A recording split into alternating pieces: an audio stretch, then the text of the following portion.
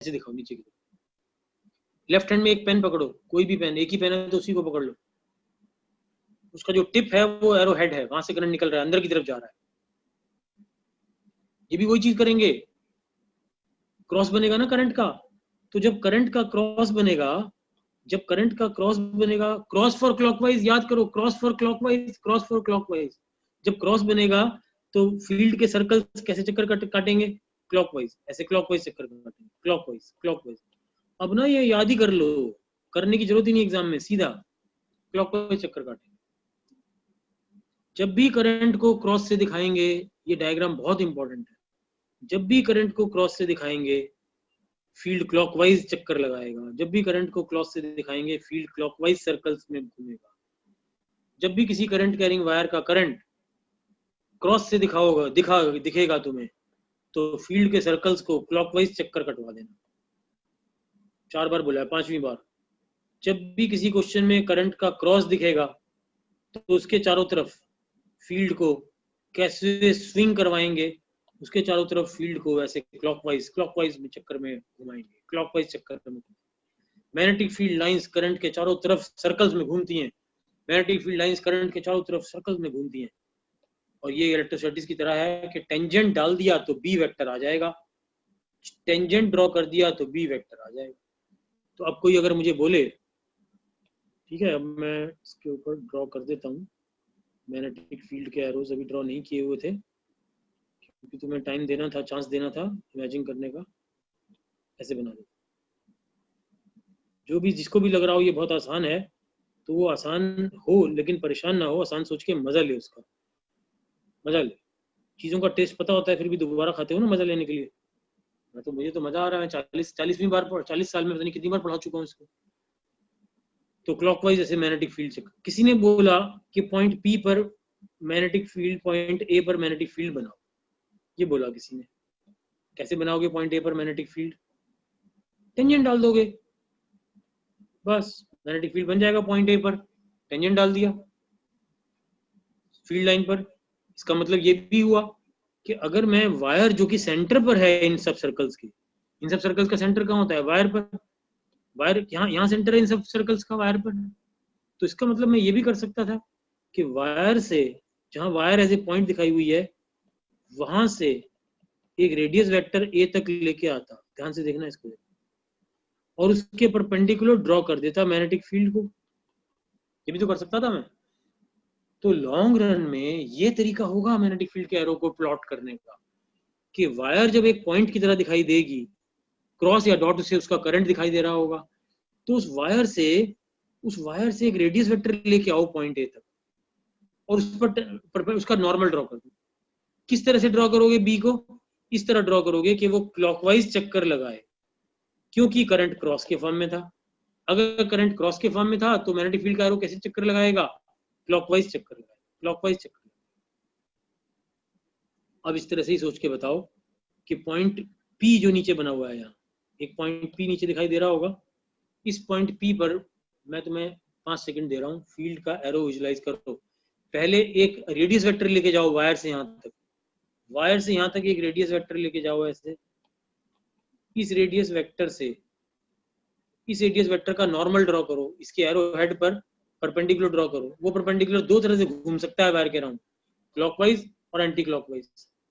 तो क्रॉस वाला करंट है तो मैं कैसे घुमाना है उसको, क्लॉकवाइज। कैसे बनेगा वो, ऐसे। ये मैग्नेटिक फील्ड का एरो बन गया, ये मैग्नेटिक फील्ड का एरो बन गया।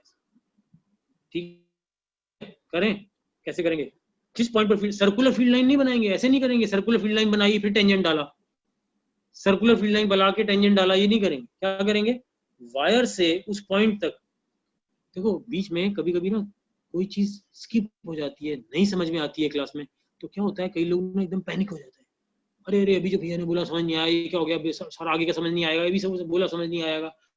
मुझे मालूम है कि कुछ चीज बीच में हो सकता है स्किप हो जाए, तो तुम अगर पैनिक हो गए ना, तो मेरा जो रिपीटिशन है वो तुम्हारे दिमाग से मिस हो जाएगा। आराम से कूल ठंडे बैठा रहा करो, कुछ समझ में नहीं आया तो सुनते रहा करो, सोचा करो कि अभी समझ नहीं आया, थोड़ी देर बाद आ जाएगा समझ में, कोई चिंता मत करा करो। तो वायर से हम रेडियस वेक्टर लेके जाएंगे यहाँ तक, इस वेक्टर का नॉर्मल ड्रॉ करेंगे, और वो नॉर्मल ऐसा हमें ड्रॉ करना है कि वायर के अराउंड क्लॉकवाइज घूमे, क्योंकि वायर का करंट क्रॉस है। अगर वायर का करंट डॉट होता तो इस एरो को कैसे स्विंग कराते? तो इस एरो को स्विंग कराते एंटी क्लॉकवाइज पे। देखो दोबारा करते हैं आपकी बात। नीचे एक ऐसा करंट लेते हैं, एक वायर का करंट लेते हैं जो डॉट के फॉर्म में। इस वायर में अब बताओ, अब इस वायर में बताओ, यहाँ पर एक पॉइंट पी है, पुराना डायग्राम भूल जाओ। अब बताओ पॉइंट पी पर क्या फील्ड की डायरेक्शन होगी, कैसे निकालोगे? टेक्निक्स याद करो, जो मैं बोल रहा हूँ मेरी क्लास में, पहले उसका फायदा उठा लो। तो फिर से मैं रिपीट कर रहा हूँ, जब भी वायर का फील्ड निकालना होगा, किस डायग्राम में काम कर रहे हैं हम उस डायग्राम में काम कर रहे हैं जहां वायर एज ए पॉइंट दिखाई दे रही है। वायर हमारे डायग्राम के प्लेन के परपेंडिकुलर है, ऐसे ऊपर की तरफ निकल रहा है, सीलिंग की तरफ भाग रहा है करंट निकल के। तो यहां से हम एक रेडियस वेक्टर बनाएंगे वायर की तरफ और उसका नॉर्मल अब ड्रॉ करेंगे, और वो नॉर्मल के लॉन्ग बी वेक्टर होगा। वो कैसे घूमेगा? क्लॉकवाइज या anti clockwise? C cross for anti clockwise, cross for clockwise होता है, क्रॉस फॉर क्लॉकवाइज होता है। ये डॉट है तो एंटी क्लॉकवाइज।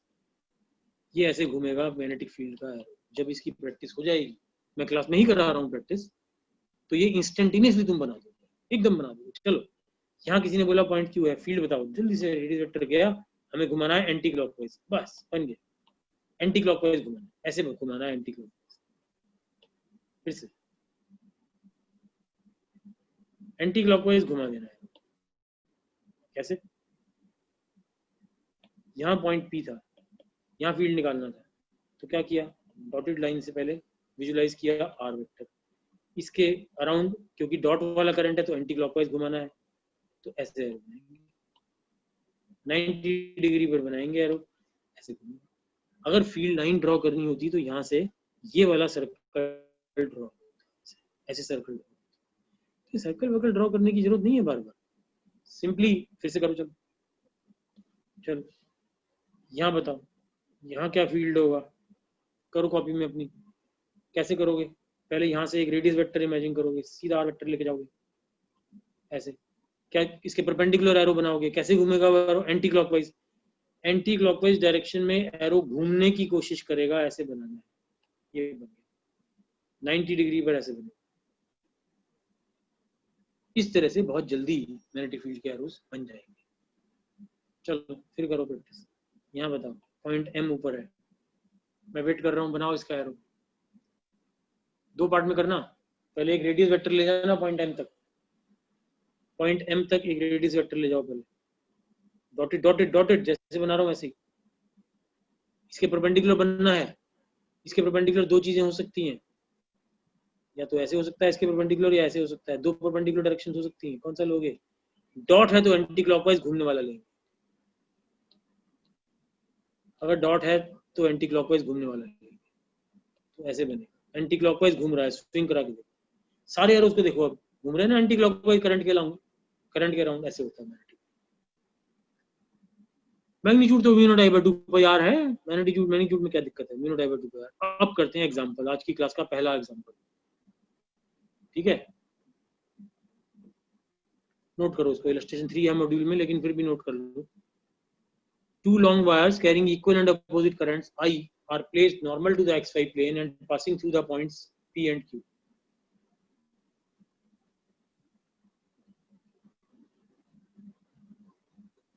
Copy करो, normal to the xy plane, normal to the xy plane। कोशिश हम यही करेंगे। देखो मैग्नेटिक फील्ड के एरोज हमें किस प्लेन में दिखते हैं, जरा एक बार पीछे जाके देखते हैं कि इस प्लेन में हमें एरोज दिख रहे थे मैग्नेटिक फील्ड के। क्या इस डायग्राम में एरोज दिखाई दे रहे हैं मैग्नेटिक फील्ड के? इस डायग्राम में एरोज दिखाई दे रहे हैं मैग्नेटिक फील्ड के? क्या नीचे ऑरेंज डायग्राम जो बना हुआ है? नहीं। क्यों नहीं दिखाई दे रहे हैं? क्योंकि करंट का एरो दिख रहा है ना, इसलिए मैग्नेटिक फील्ड के एरोज नहीं दिखेंगे, एक ही का एरो दिखता है एक बार में। इस डायग्राम में किसका एरो दिख रहा है बताओ? मैग्नेटिक फील्ड का। करंट का एरो दिखाई दे रहा है इसमें? करंट का एरो नहीं दिखाई दे रहा है। तो प्रॉब्लम्स में हमारी कोशिश होती है ये वाला डायग्राम बनाने की। प्रॉब्लम में हमारी क्या कोशिश होती है, चाहो तो नोट कर लो, मैं भी लिख रहा हूं यहाँ पर। We try to draw diagram, we try to draw a diagram which is perpendicular to current. क्यों करते हैं ऐसा हम? As this diagram shows magnetic field vectors. इस डायग्राम में मैग्नेटिक फील्ड वेक्टर्स दिखाई देते हैं, इसलिए हम ये वाला डायग्राम बनाते हैं। तो जैसे हम देखेंगे कि wires are normal to XY plane, तो हम डायग्राम XY प्लेन में बनाएंगे। Basically we draw a diagram perpendicular to wires के परपेंडिकुलर प्लेन में हम डायग्राम्स बनाते हैं। ठीक है, तो डायग्राम बनाते हैं, फिर डायग्राम बनाया जाए।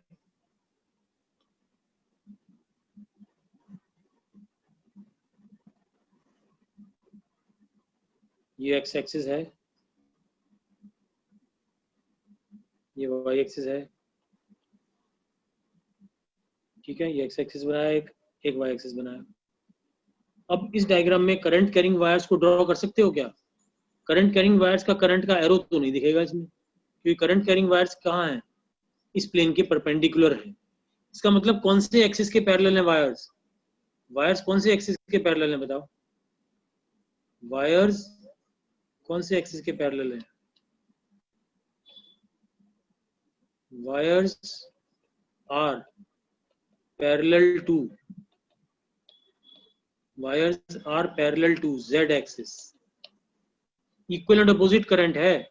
इसका मतलब एक वायर का करंट पॉजिटिव Z एक्सिस की तरफ लेना होगा और एक का नेगेटिव Z एक्सिस की तरफ। और बताया हुआ है, ये देखो, ये क्या बताया हुआ है? Passing through the points 0 L00 minus L0। ये पॉइंट्स कहाँ होंगे? ये तो समझते हो थोड़ी बहुत ज्योमेट्री। इन दोनों पॉइंट्स का y कोऑर्डिनेट नॉन जीरो है, x भी जीरो है, z भी जीरो है, तो ये पॉइंट्स y एक्सिस पर होंगे। y एक्सिस पर वो पॉइंट्स होते हैं जिनका x और z जीरो होता है, तो ये पॉइंट्स बनेंगे y एक्सिस पर। इसका मतलब हमें यहाँ बनाना पड़ेगा एक करंट कैरिंग वायर को, और यहाँ बनाना पड़ेगा दूसरी करंट कैरिंग वायर। तो एक करंट कैरिंग वायर का करंट डॉट और दूसरी करंट कैरिंग वायर का करंट क्रॉस, ऐसे बनाना।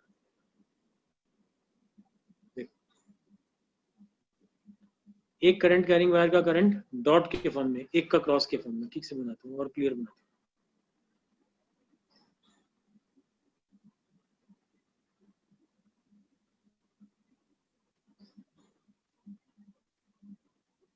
एक का करंट z एक्सिस की तरफ जा रहा है। इस डायग्राम में पॉजिटिव z एक्सिस किधर होगा समझ सकते हो ना? अगर ये x एक्सिस है तो पॉजिटिव z एक्सिस किधर होगा? I cross j equal to k के हिसाब से सोच लो, बाहर की तरफ निकलेगा। तो ये करंट है I और ये करंट भी है I। ये वायर नंबर 1 है और ये वायर नंबर 2 है। Let us assume that wire 1 carries a current towards positive z axis and wire 2 carries a current towards negative z axis। अब मैं यहाँ एक पॉइंट ले लेता हूँ P, और ये डिस्टेंस है L और ये डिस्टेंस भी है L, और इस पॉइंट के कोऑर्डिनेट्स हैं x0 0। बहुत आराम से पहले क्वेश्चन को समझ के उसका डायग्राम बनाना चाहिए। क्लास में ना ये भूल जाया करो, IIT की तैयारी कर रहे हैं, IIT में जाना है, पता नहीं मेरा किस कॉलेज में एडमिशन होगा, क्या करूं, कौन सी ब्रांच लूंगा मैं, क्या मेरा रैंक आएगा, पता नहीं मेरे मार्क्स कब आएंगे, पता नहीं कितना टाइम है IIT JEE मेंस में, IIT वालों ने कोई नई अनाउंसमेंट कर दी क्या, कब एग्जाम होगा, इस बार का एग्जाम किस मंथ में हो रहा है, मेरा किस मंथ में होगा। ये सारी कहानियां भैया छोड़ दो, बस मैग्नेटिज्म का मजा लो क्लास में, मैग्नेटिज्म का मजा लिया करो। अब हम पिछले 10 मिनट से जो कर रहे थे उसको अप्लाई करूं। चलो अब बताओ कैसे पॉइंट P पर वायर 1 का मैग्नेटिक फील्ड बनाओगे? बनाओ, पॉइंट P पर वायर 1 का मैग्नेटिक फील्ड बनाओ। अब बता, प्रैक्टिस कराई थी ना कैसे बनाना है। जब वायर डॉट या क्रॉस के फॉर्म में होती है तो उसका पहले आर वेक्टर बनाना होता है। एक आर वेक्टर लेके जाओ वहां तक, ले गए? इसके परपेंडिकुलर बनता है मैग्नेटिक फील्ड, ये बताया था। और कैसे घूमता है उसका एरो? क्योंकि ये करंट डॉट वाला है तो एंटी क्लॉकवाइज, जो करंट क्रॉस वाला होगा नीचे, डॉट वाले करंट के लिए फील्ड एरो कैसे घूमेगा? Anti clockwise. क्रॉस वाले करंट के लिए कैसे घूमेगा? क्लॉकवाइज। फिर वही बात, क्रॉस फॉर क्लॉकवाइज। चलो डॉट वाले करंट का एरो बनाओ, कैसे घूमेगा? Anti clockwise. ऐसे जाएगा, ऐसे जाएगा,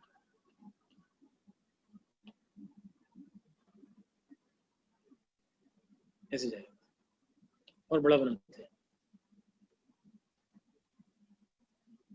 ऐसे जाएगा, नहीं मजा नहीं आएगा।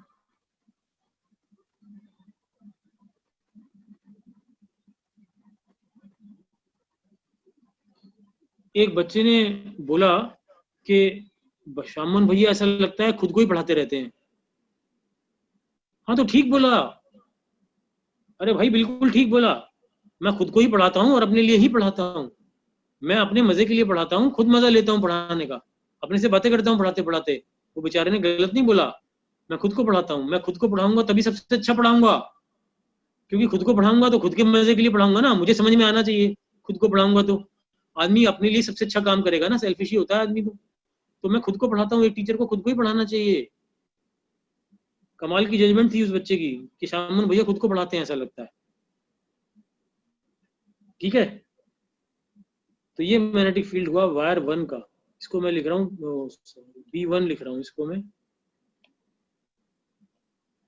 खुद को पढ़ा रहा हूँ, बड़ा मजा आ रहा है पढ़ाने में, कितना अच्छा लग रहा है। मैग्नेटिज्म कितनी इंटरेस्टिंग चीज है, पहली बार ही सुनी है मैग्नेटिज्म होता क्या, आज पता चल रहा है पहली बार, बड़ा मजा आ रहा है, मिस्ट्री है बड़ी यार, साइंस कितनी इंटरेस्टिंग चीज है। करंट कैरिंग वायर्स होती हैं, हम बैटरी से करंट, बहुत सारे अप्लायंसेस यूज करते हैं, पता ही नहीं हमें करंट के चारों तरफ एक इन्फ्लुएंस होता है, मैग्नेटिक फील्ड क्रिएट हो जाता है, क्या मजा आ रहा है यार।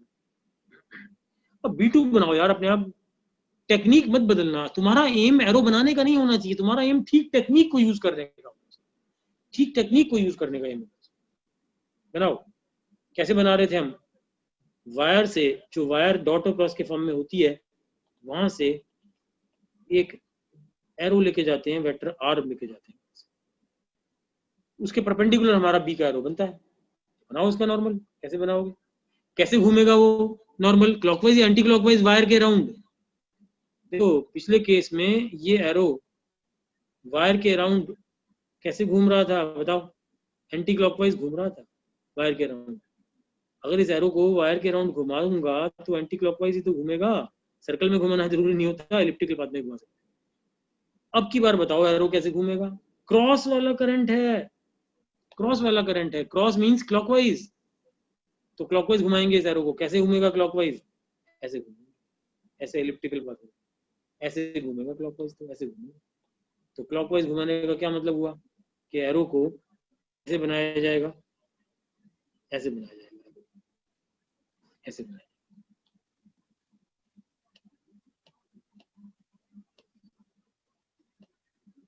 बनाओ बनाओ,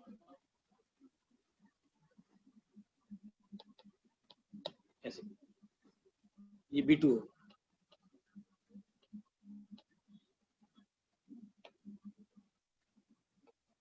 ये 90 का एंगल जरूर दिखाना है, फीलिंग आनी चाहिए कि 90 के एंगल पे बनाया है।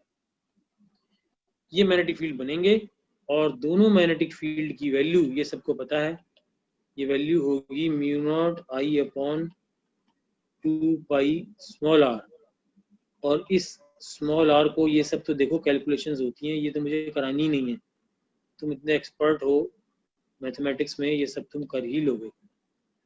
ये होगा मैग्नेटिक फील्ड का मैग्नीट्यूड, और दो एरोज होंगे और वेक्टर क्वांटिटी होती है, तो रिजल्टेंट फील्ड के लिए हमें क्या करना पड़ेगा, रिजल्टेंट फील्ड के लिए इस दोनों के इस कॉस थीटा कंपोनेंट को हमें ऐड करना पड़ेगा। क्या करना पड़ेगा रिजल्टेंट फील्ड के लिए, हमें ये जो कॉस थीटा कंपोनेंट्स होंगे इनको ऐड करना। ये सबको समझ में आ रहा होगा। Net field will be twice the field due to one of them into cos theta, क्योंकि b sin theta components balance हो जाएंगे, b1 sin theta will balance b2 sin theta, balance each other, दोनों एक दूसरे से balance हो जाएंगे। तो b1 cos theta b2 cos theta ये ऐड हो जाएंगे, b1 b2 दोनों इक्वल हैं, तो मैं 2b1 cos theta लिख रहा हूँ और b1 की वैल्यू डाल देता हूँ यहाँ पर। अब mu naught I upon 2 pi root x square plus L square, cos theta की वैल्यू डालनी होगी। अब ये छोटी छोटी बातें पता होनी चाहिए, ये काम आती हैं बहुत। ये एंगल जरा ध्यान से सुनना, ध्यान से सुनना,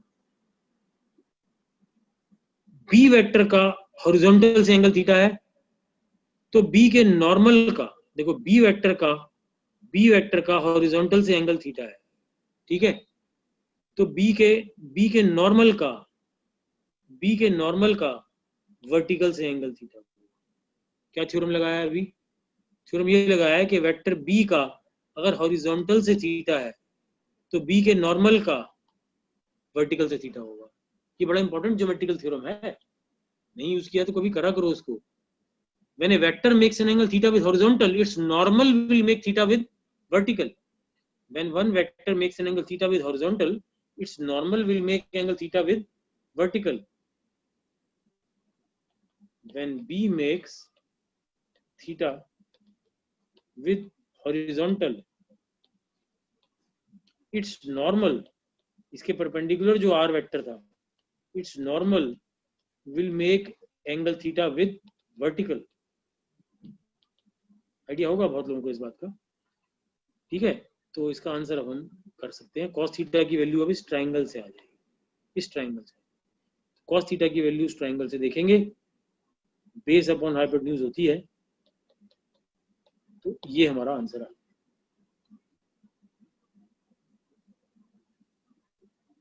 ठीक है, तो ये इस क्वेश्चन का सॉल्यूशन। देखो इसको कॉपी करना चाहे कॉपी कर लो उसको।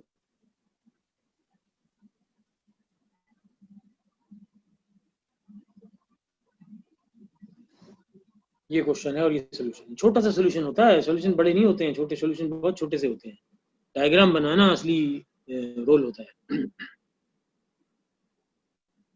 और ये जो हम मैग्नेटिक फील्ड के डायरेक्शन के लिए आइडियाज कर रहे हैं ना, कि करंट अगर डॉट से दिखाया है तो एंटी क्लॉकवाइज एरो घुमा दो, आर वेक्टर बनाओ उसके परपेंडिकुलर एरो घुमा दो एंटी क्लॉकवाइज। करंट क्रॉस से दिखाया है, क्या किया था अभी हमने क्या किया था, अभी हमने ये किया था कि अगर करंट को डॉट से दिखाया है तो एक एंटी क्लॉकवाइज एरो घुमा दो आर वेक्टर के परपेंडिकुलर। करंट अगर क्रॉस से दिखाया है तो एक क्लॉकवाइज एरो घुमा दो आर वेक्टर के परपेंडिकुलर। बी वेक्टर का एरो क्लॉकवाइज घुमा दो आर के परपेंडिकुलर। ये खाली लॉन्ग इनफाइनाइटली लॉन्ग वायर्स के लिए नहीं है, ये करंट एलिमेंट्स के लिए भी चलेगा, ये फाइनाइट करंट कैरिंग वायर के लिए भी चलेगा। तो मैं कम से कम 15 बार रिपीट कर चुका हूं कि जब डॉट से करंट दिखाया हो तो फील्ड का एरो एंटी क्लॉकवाइज घुमा दो, क्रॉस से दिखाया हो तो फील्ड का एरो क्लॉकवाइज घुमा दो। और कैसे बनाओ एरो को, जहां फील्ड निकालना है, जहां फील्ड निकालना था पी पर, वहां तक पहले एक आर वेक्टर ले गए और उसके परपेंडिकुलर एक एरो बना दिया एंटी क्लॉकवाइज स्विंग करता हुआ, क्योंकि डॉट का करंट था इसलिए, अदरवाइज क्लॉकवाइज करा दिया। ठीक है, तो ये एग्जांपल हो गया। एक और एग्जांपल करते हैं, ये बहुत पुराना जेई एग्जाम का ही क्वेश्चन है, कॉपी कर लो उसको। 1 मिनट का ब्रेक दे रहा हूँ कॉपी करने के लिए। ठीक है, कॉपी किया।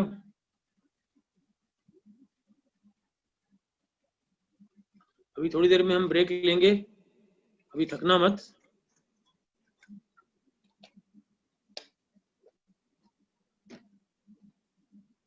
ये तुम्हारे कम से कम मैग्नेटिज्म के 40-50 क्वेश्चंस का बेस बनने वाला है ब्रेक से पहले। जो इस ब्रेक से पहले के सारे कंटेंट को इजीली डाइजेस्ट कर लेगा, उसके पास पावर आ जाएगी कम से कम 40-50 क्वेश्चन करने।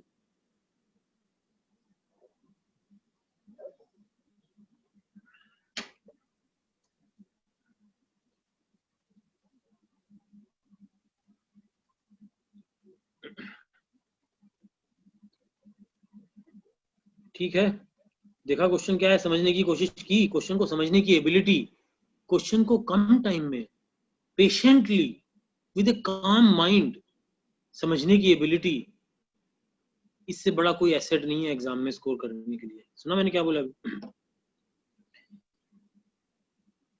कम टाइम में एक ही बार पढ़ के कूल माइंड से पेशेंटली विदाउट एनी पैनिक एक ही बार में क्वेश्चन को समझने की एबिलिटी, ये बिगेस्ट एसेट है हमारे एग्जाम का। इसलिए जब क्वेश्चन को पढ़ते हो ना, जब ये किसी क्वेश्चन को पढ़ते हो तो ऐसे पढ़ा करो जैसे कि होता है ना, कभी पता नहीं है कितने लोग रिलीजियस हैं नहीं है आज के डेट पर। जैसे हम मंदिर में घुसते हैं ना, चप्पलें बाहर उतारते हैं, मंदिर में घुसते हैं तो सारी नॉइज बाहर रख देते हैं, मेरे क्या मार्क्स आएंगे, आज पता नहीं मेरा पेपर बर्बाद होगा या कमाल हो जाएगा, मेरा पता नहीं आज क्या रैंक आएगा, ये सब हम छोड़ के चप्पलें बाहर उतार के हाथ धो के मंदिर में घुसते हैं। कभी मंदिर में गुरुद्वारे में गए हो तो हाथ पैर धोने की भी जगह बनी होती है, चप्पल उतारने की जगह बनी होती है। क्यों होती है वो? कहते हैं नॉइज और डर्ट बाहर रखो। एक पायस, एक सीक्रेट जगह है, तो एक सीक्रेट स्पेस में एंटर करते हैं, क्वेश्चन पढ़ते हैं, सारी नॉइज, सब कुछ, अपनी टेंशन, अपनी डिसअपॉइंटमेंट्स, हमारे मार्क्स नहीं आ रहे हैं और दूसरों के मार्क्स आ रहे हैं, अपनी घबराहट, मेरा इतना काम बचा है, ये सब बाहर ऐसे ऐसे इमेजिन करो जैसे मैं बोल रहा हूँ, जैसे मंदिर में घुस रहे हैं सब, ये सब बाहर रखना है और श्रद्धा से मंदिर में शांत दिमाग से घुसना है, एकदम पढ़ना है, पूरा कंसंट्रेशन एकदम शार्प, पियर्सिंग।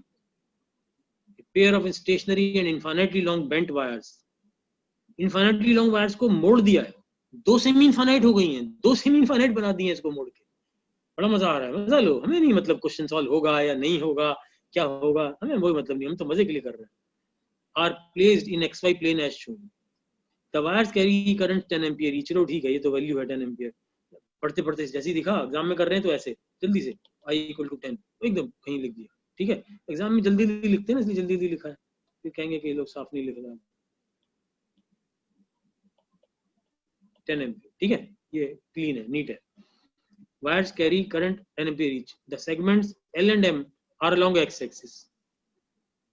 ये जो L और M पोर्शंस है, ये वाला जो पोर्शन है L और ये वाला पोर्शन है M, ये एक्सेस के पैरेलल डायग्राम में दिखाया हुआ है।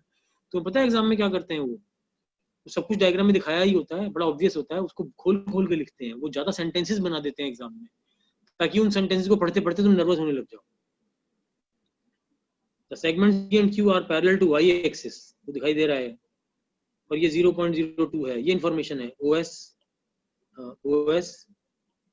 इक्वल टू OR, इसकी जरूरत पड़ेगी ना, 0.02 मीटर, ऐसे एग्जाम में करना होता है। पढ़ते पढ़ते इंफॉर्मेशन को कॉपी डाउन करके फिर अगला सेंटेंस पढ़ो। Find the magnetic field at, देखो ये देखो क्या लिखा है, जरा ध्यान से देखो, ये देखो मजेदार चीज, मैग्नेटिक फील्ड नहीं लिखा, देखो जूम कर क्या लिखा है, जूम करके दिखाता हूँ क्या लिखा है, क्या लिखा है, मैग्नेटिक फील्ड नहीं लिखा, क्या लिखा हुआ है, मैग्नेटिक इंडक्शन। तो कंफ्यूज मत हो ना, मैग्नेटिक फील्ड का ही जो हमारी क्वांटिटी होती है ना B, उसी क्वांटिटी का दूसरा नाम है मैग्नेटिक इंडक्शन, इसी को कहते हैं मैग्नेटिक इंडक्शन, इसी को कहते हैं। चिंता मत करो, बेकार की बातें हैं, इनकी चिंता मत करो, बस याद कर लो, मैंने कहा था ना पता होना चाहिए एग्जाम में आ जाए तो ये हमारा क्वेश्चन है, इसमें हमें पॉइंट O पर फील्ड निकालना है, ठीक है। पहले आराम आराम से करते हैं, फिर मैं बताऊंगा एग्जाम में कैसे होगा ये क्वेश्चन, एग्जाम में तुम्हें कैसे करना चाहिए ये क्वेश्चन, पहले आराम से करते हैं। तो पॉइंट O पर फील्ड निकालने के लिए क्या करेंगे, चलो इसी डायग्राम में कर लेते हैं, बना देता हूँ डायग्राम में, अपना बना लेता हूँ।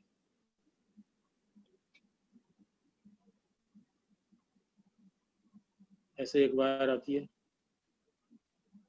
नीचे की तरफ जाती है, दूसरा पोर्शन नीचे की तरफ, एक wire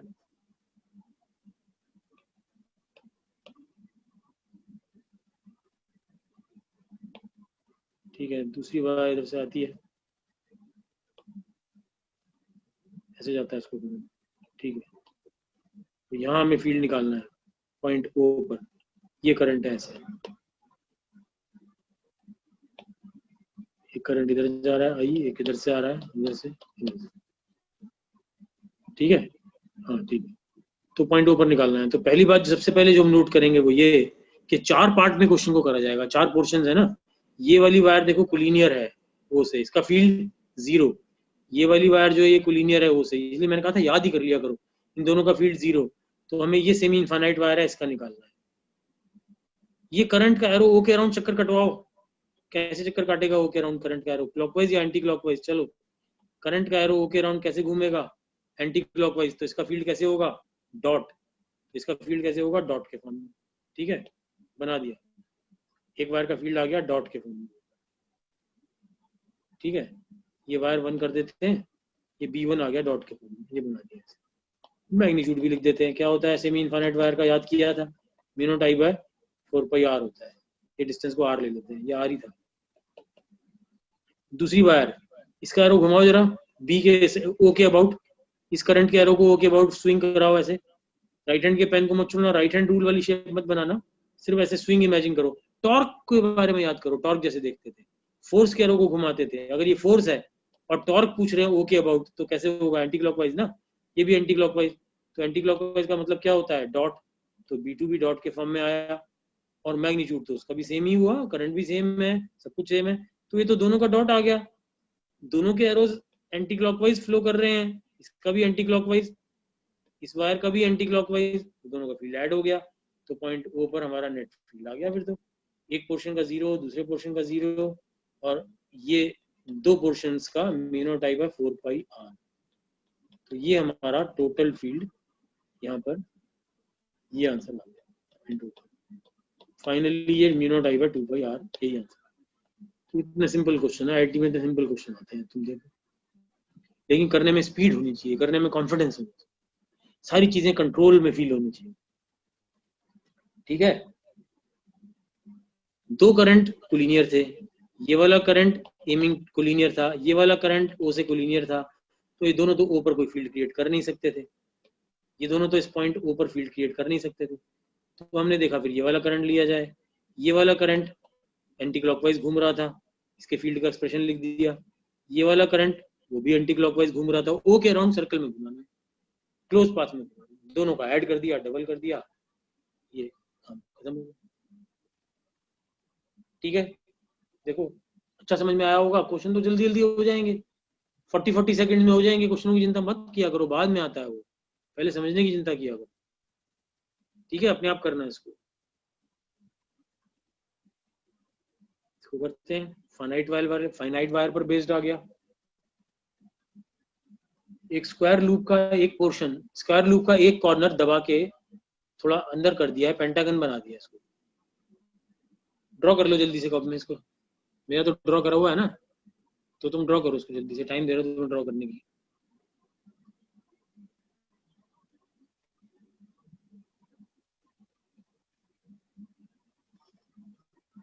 current carrying closed loop है,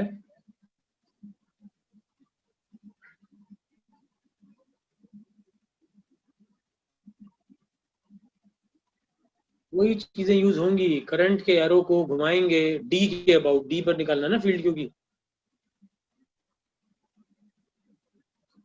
ठीक है, ड्रॉ करो, कुछ लोग जल्दी ड्रॉ कर लेते हैं, कुछ लोगों को टाइम लगता है।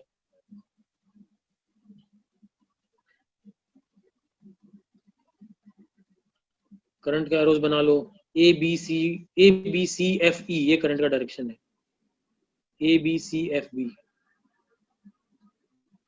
एफ ई सॉरी, ये डायग्राम में थोड़ा चेंज कर, मैं डायग्राम क्वेश्चन में ऐसे करूँ, क्वेश्चन में ये चेंज कर देंगे,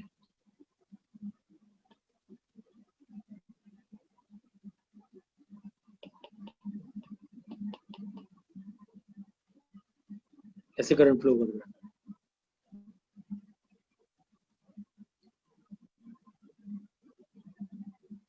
ठीक है, क्वेश्चन ड्रॉ कर लिया सबने, चले सॉल्यूशन में। ठीक है, तो अब देखते हैं, एक एक करके करेंगे सबको, एक एक करके। सबसे पहले magnetic field due to A B, magnetic field due to current A B, वो निकालते हैं। पहले फॉर्मूला लगा के मैग्नीट्यूड लिखते हैं, mu naught I upon 2 pi r, r की जगह क्या आएगा, पॉइंट डी पर निकालना है ना फील्ड निकालना है पॉइंट डी पर, यहाँ तो क्या करेंगे, पॉइंट डी से ए बी पर परपेंडिकुलर डालेंगे, ये परपेंडिकुलर डिस्टेंस होगा।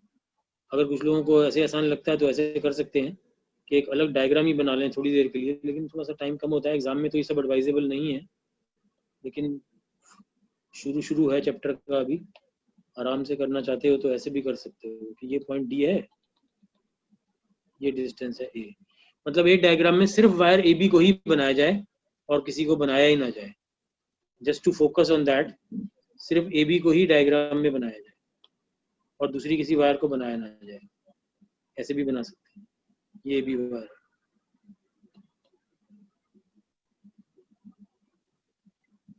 ये करंट सिर्फ इसी वायर को बना दिया, और इसका फील्ड देखने के लिए अब वैल्यू डालेंगे। तो बात हुई थी ना, फाइनाइट वायर में एक ट्रायंगल बनाना पड़ता है, ये ट्रायंगल बनाना पड़ता है फाइनाइट वायर के लिए, एक एंगल 90 है इधर, ये एंगल 45 डिग्री है, तो देखो ये तो 45 वगैरह तो देख ही लोगे ना, क्योंकि यहाँ पर ना ऐसे ही a/2 दिया हुआ है, तो ये सब एंगल ना 45 degree right angle isosceles triangle बनेगा ना ये, तो ये एंगल π/4 हो जाएंगे, वो सब तो देख ही लोगे। और ये वैसे भी ये वाला एंगल क्यूब का जो डायगोनल होता है ये 45 का एंगल होता है ना, इसका स्क्वायर का जो डायगोनल होता है, सब एंगल वगैरह तो 45 ही है। तो अब मैं यहाँ पर डालूंगा r की जगह डालूंगा a परपेंडिकुलर डिस्टेंस, और जो cos alpha plus cos beta था वो अल्फा बीटा में से एक है 45 और एक है 90, ये एंगल है। याद होगा ऐसे फॉर्मूला लिखा था मैंने, ऐसे फॉर्मूला लिखा था अल्फा और बीटा पॉइंट पी पर फील्ड निकालने के लिए, याद है ना। तो एक 45 और एक 90, अल्फा 45 बीटा 90, कोई एक 45 दूसरा 90, ये हो गया। डायरेक्शन बताना जरा इसकी क्या होगी, अब इसकी डायरेक्शन क्या होगी। डायरेक्शन के लिए वही करेंगे, ये जो करंट का इसका एरो है इसको डी के अराउंड क्लोज पाथ, सर्कल में क्लोज पाथ में घूम के आना है, डी को अंदर लेना है इसके एंटी क्लॉकवाइज, तो फ्लो इज एंटी क्लॉकवाइज। तो अगर एंटी क्लॉकवाइज फ्लो है तो फिर क्या बनेगा, एंटी क्लॉकवाइज फ्लो है तो डॉट बनेगा, ये मैग्नेटिक फील्ड बाहर की तरफ होगा, डॉट बना होगा, ठीक है। अब ऐसे कर करके हमें पांचों का देखना, पांच में से पहले ढूंढ के बताओ किन दो वायर्स का फील्ड डी पर 0 हो जाएगा कोलिनियरिटी वाली प्रॉपर्टी से, जरा ढूंढो। कोई ऐसा करंट जो डी से कोलिनियर हो उसका फील्ड डी पर 0 हो जाएगा, ढूंढो जरा। पॉइंट डी से एक हॉरिजॉन्टल लाइन इमेजिन करो, देखो ये वाला करंट आ रहा है, ये वाला करंट, ये वाला जो पोर्शन है इस करंट का डी पर फील्ड 0 होगा, डी से कोलिनियर है। इस करंट का भी फील्ड डी पर 0 होगा क्योंकि ये डी से कोलिनियर है, इस करंट का भी 0 होगा। ए बी का हमने ले लिया है, बीसी का लेते हैं। बीसी के लिए अगर मैं डायग्राम बनाऊंगा, अलग से डायग्राम बनाऊंगा, उसी में भी कर सकते थे। अगर बीसी के लिए मैं अलग से डायग्राम बनाता हूँ, पॉइंट डी यहाँ पर है, ये डिस्टेंस है ए, ये परपेंडिकुलर डिस्टेंस ए है, ये डायग्राम बनाऊंगा तो कुछ लोग देख सकते हैं कि ये डायग्राम रिपीटेटिव हो गया है, वो पुराने वाले से जो ए बी का था वैसा ही हो गया है, तो सिमेट्री है। अगर ए बी वाले डायग्राम को ध्यान से देखोगे अगर, तो इसके जैसा ही लगेगा, इसलिए सेम मैग्नीट्यूड आएगा, एंगल सेम डालेंगे ना हम, तो वैल्यूज सेम ही डालेंगे। तो बीसी का जो फील्ड होगा तो μ0I/2π, परपेंडिकुलर डिस्टेंस का भी ए है और एंगल जिसमें भी वही है cos 45 प्लस cos 90/2। ये क्लॉकवाइज फ्लो है या एंटी क्लॉकवाइज फ्लो है, बताना जरा फील्ड का डायरेक्शन। ये करंट के एरो को घुमाना क्लॉकवाइज एंटी क्लॉकवाइज, इस एरो को इमेजिन करो, एरो बनाना थोड़ी पड़ता है, तो बना ही हुआ है, तो मैं हाईलाइट करने के लिए बना रहा हूँ। उस एरो को तुम्हें पेपर पेन की जरूरत ही नहीं यूज करने की, ये एरो को ना बस वेलोसिटी मान लिया करो या फोर्स मान लिया करो, और इस एरो को डी के अराउंड सोचा करो, चक्कर काटेगा तो एंटी क्लॉकवाइज बनेगा या क्लॉकवाइज। कैसे बन रहा है ये डी के अराउंड एंटी क्लॉकवाइज, तो एंटी क्लॉकवाइज बन रहा है ये भी पहले की तरह, तो इसका भी क्या आएगा, डॉट ही आएगा इसका। इसको दूसरे कलर से कर देते हैं, इसको ऐसे कर देते हैं, डायरेक्शन को दूसरे कलर से। पिछला वाला भी वो कैसे बना था, वो भी एंटी क्लॉकवाइज आया था। ऐसे प्रैक्टिस हो जाएगी तो बहुत जल्दी करोगे इन क्वेश्चंस। ठीक है, अब एक वायर रह गई है बस सी एफ, उसका देखते हैं। तो जो वायर सी एफ का तो 0 है, एफ ई रह गई है सिर्फ वायर एफ ई, तो वायर एफ ई का देखते हैं। कोई बात नहीं, अलग से डायग्राम बनाते हैं।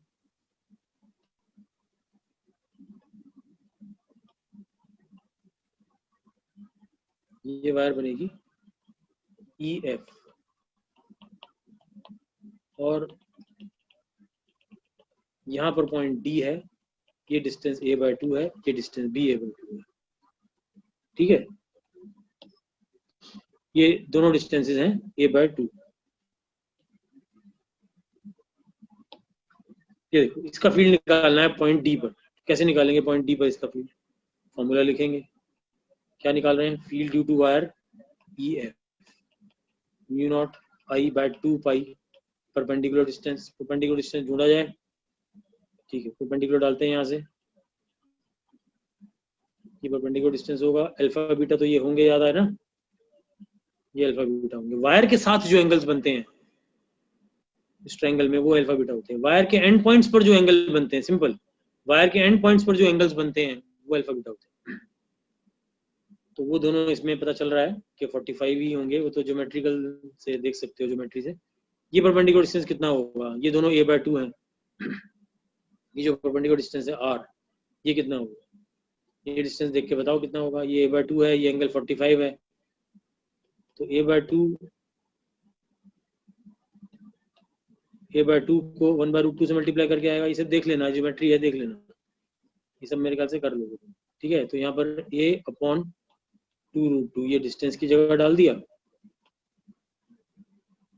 और cos अल्फा प्लस cos बीटा/2, तो वो हुआ cos 45 प्लस cos 45/2। डायरेक्शन देखो आराम से, मैं दे रहा हूँ अब 15 से 20 सेकंड दे रहा हूँ, डायरेक्शन देखो।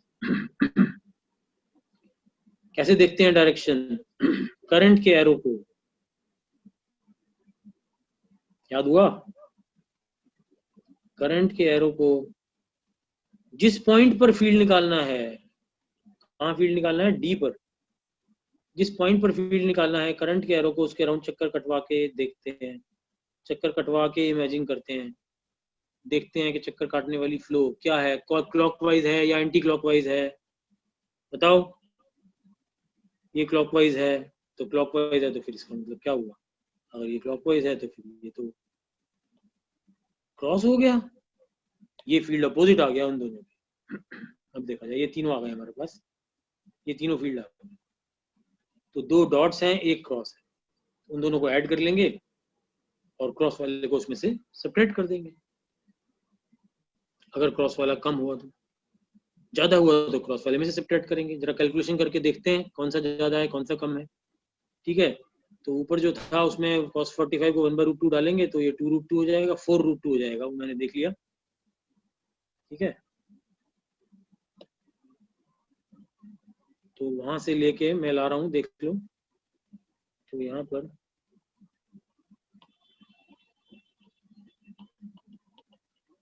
पॉइंट डी पर देख लो, किसी को अगर वो पुराना मिस हो गया तो μ0I/4π√2 plus μ0I/4π√2 minus μ0I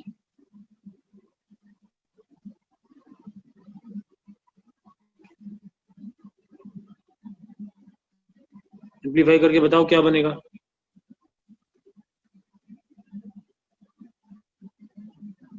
ये वाला सिंप्लीफाई कर लेते हैं पहले आराम से। μ0I/a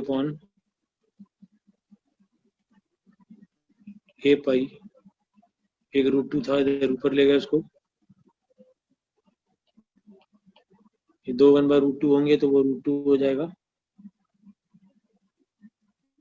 ये पूरा कैंसिल हो जाएगा। μ0I/a पाई बन रहा है मेरे ख्याल से, देख लो सब लोग करके। μ0I/a पाई बन रहा है।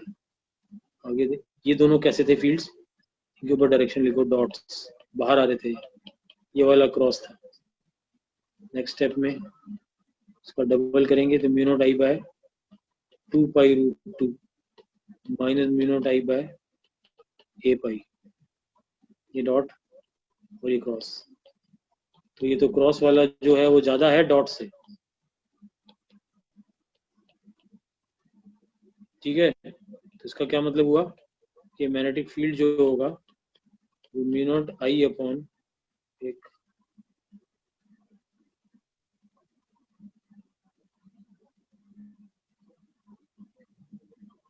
ये मिस हो गया, एक ये आएगा यहाँ पे, μ0I/a पाई 1 माइनस 1/2 ये बनता है। और डायरेक्शन क्या होगी इसकी? क्रॉस, इनवर्ड्स, अंदर जाता हुआ, ये डायरेक्शन।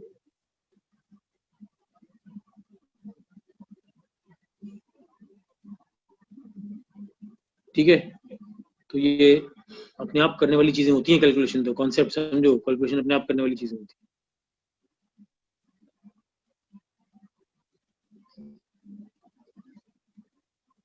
आराम से देख लेते हैं, फिर से देख सकते हैं, क्योंकि पहला क्वेश्चन, पहला डिटेल्ड एग्जांपल आया है क्लास में आज। ये मैंने वायर ए बी को अलग से ड्रॉ किया था, यहाँ पर देखो वायर ए बी को अलग से ड्रॉ किया था, उसका फील्ड निकालने के लिए। कहाँ?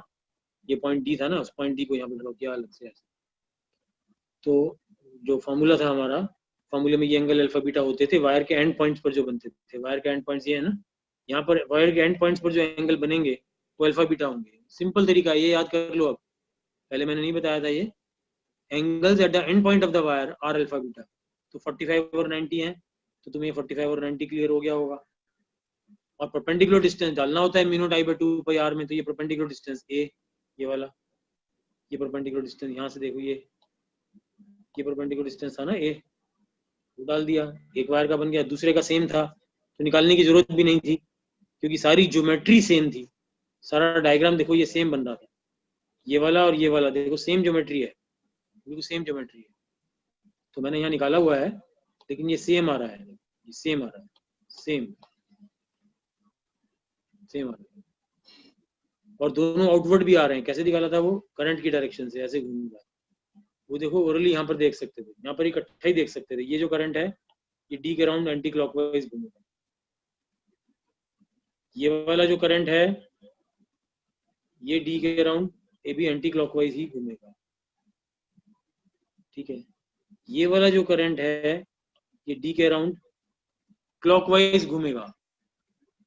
फिर से ये जो डाउनवर्ड करंट है ए बी का ये डी के अराउंड क्लॉकवाइज घूमेगा। डॉट फील्ड आउटवर्ड्स, ये वाला जो करंट है ये डी के अराउंड एंटी क्लॉकवाइज ही घूमेगा। डॉट बाहर निकलता हुआ, ठीक है। ये वाला करंट डी के अराउंड कैसे घूमेगा? Clockwise, cross, clockwise cross, C for cross, C for clockwise, अंदर की तरफ जाता हुआ फील्ड। ये डोमिनेट कर गया क्योंकि ये क्लोज है। ये वाली वायर बहुत क्लोज है इसलिए डोमिनेट कर गया, इसलिए डोमिनेट। इसका ज्यादा स्ट्रॉन्ग फील्ड आया, उन दोनों को मिला के इससे कम था। तीसरी वायर का यहाँ निकाला हुआ था, डी के अराउंड क्लॉकवाइज घूम रहा है तो इसलिए क्रॉस, अंदर की तरफ ये बनाया ना क्रॉस, क्रॉस फील्ड का cross. Perpendicular distance a by 2 का 1/√2 टाइम्स, ये परपेंडिकुलर डिस्टेंस a by √2 का 1/2 टाइम्स, ठीक है। एंगल्स 45 दिखाई दे रहे। राइट एंगल आइसोसेलेस ट्रायंगल है ना भाई, ये राइट एंगल आइसोसेलेस नहीं हो गया तो इसलिए होगा एंगल 45।